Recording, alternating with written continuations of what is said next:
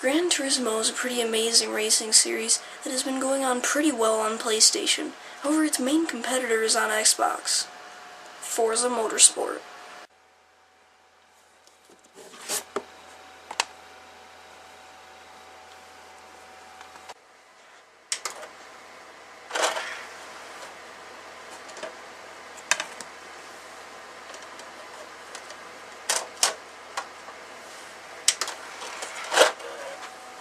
Well, Forza 3 is essentially a racing game. You can race varieties of cars at many different tracks. But what do you race for? Credits. They are used to buy cars, decals, and many other things from the storefront, which is where players can share their own personal decals, pictures, videos, and things of the like. Well, the whole single-player aspect of the game is basically racing for credits.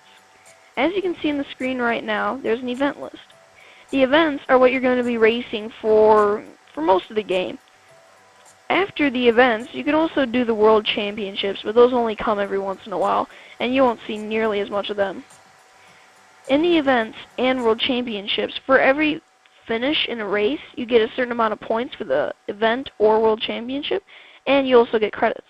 And depending on where you finish in the points at the end of the event or World Championship, you will get a certain amount of credits. That is basically, for the most part, how the campaign works. The multiplayer also has unique things like car tag, but I came here to race, which is pretty fun on the multiplayer. However, all anybody ever uses is the freaking 999 rating car. This is more of a problem with the player base.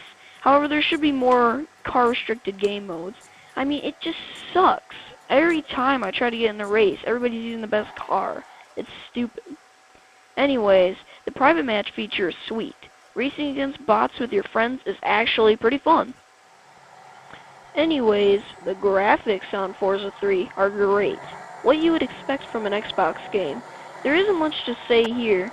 I mean, they're really bright and vibrant, which I really like, and they look great. Again, nothing much else to say. The racing is also fun and somewhat realistic, but oh my god, when you go off the track, you're screwed. I mean, you can barely freaking go off the track at 180 miles per hour and go to a complete stop. Bullcrap. Okay, to give you a demonstration of how ridiculous it is when you accidentally go off the track, let me give you a visual one. Alright, here we can sort of,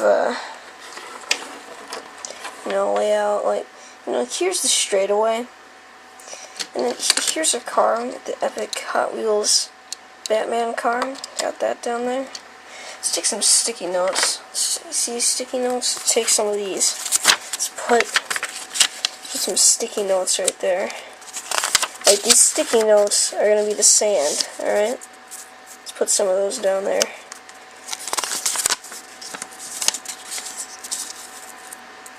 Okay, we got the sticky notes down there. So let's say you're driving along this course. So you're driving, and then let's say somebody bumps you. So let's get this 44.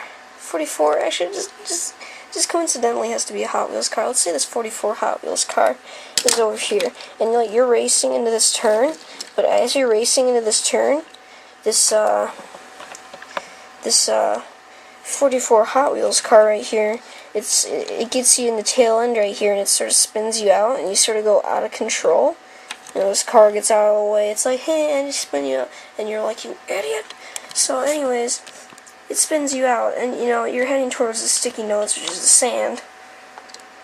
And then you go in here, and you'll be going like full speed. You'll go like, and you'll just stop. It'll be like, you're just going like 180 miles an hour, and then suddenly you just stop. Again. That's exactly what happens. And then you go at a steady speed of about 20 miles an hour, and getting out of the sand trap is like, and by the time you get out of it, this 44 Hot Wheels car, it's all the way over here. It's all the way by the freaking deodorant. Seriously, it's ridiculous. The car customization is awesome. Here's an example of a BMW I customized. Pretty sweet. However, I will admit it does take a little bit of time to get used to the paint shop, but it won't take that much time. You'll get used to it pretty quick. Well, I also gotta mention the audio. This is sort of a mixed bag. I mean, the game sounds good, but it doesn't take long to get tired of the music. Oh my god. Oh, and the cars are also very quiet. Even with the sound all the way up. And by sound all the way up, I don't mean TV sound. I mean like going to the options, going to motor sounds, going to other car motor sounds, and turning that all the way up. You can put your TV up too, just for the extra effect, and it'll still be pretty quiet. They also don't really sound that cool or like real cars either. I mean, in Need for Speed games, the freaking cars, you gotta hand it to them. They sound awesome, but in this game, not so much. Oh, and one last thing. There's also some features in this game that are sort of missing, but they're in other racing games. For example, when your tires screech, and you know, they're screeching all over the place and you're swerving, or you're doing a burnout, there's no tire smoke. How the frick is that possible? And how hard should it be to add in tire smoke? I mean, it's such a simple thing. It should be in there. Also, one thing that I actually do like that this game sort of brought in that other racing games, most racing games did not have at the time, but now it's sort of a thing that most racing games have. I mean, just about all of them have it now, is the replay feature. Very nice in single player if you screw up. All in all, it's a good game with some noticeable flaws. I give it an 8.5.